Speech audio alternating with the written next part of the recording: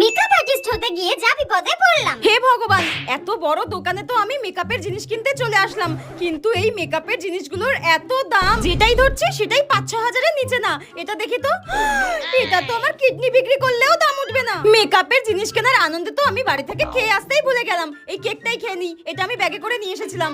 যা জিনিসের দাম, আমার মনে হয় কেনা হবে না আজকে কিছু। আমি আজকে বুঝলাম মেকআপ আর্টিস্টরা মেকআপ করাতে গেলে এত কেন পেমেন্ট চায়। আরে এইগুলো তো ধরা ছোঁয়ার বাইরে, আমি ধরলেই যেন আমার চোখে জল চলে আসছে। এটা হিরে না সোনা দিয়ে তৈরি, এত দাম কেন? বাহ, এই আইশ্যাডো প্যালেটটা তো দারুণ। দামটা দেখেছিস? 5599। না বাবা, আমার দ্বারা এটা নেওয়া সম্ভব নয়, থাক থাক। কিন্তু আমার তো স্বপ্ন আমি মেকআপ আর্টিস্ট হব, আর তার জন্য তো কিনতেই হবে। দেখি বিল কত হলো।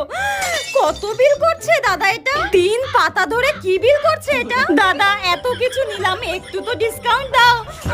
ডিসকাউন্ট না দিলে আর কোনোদিনও তোমার দোকানে আসবো না।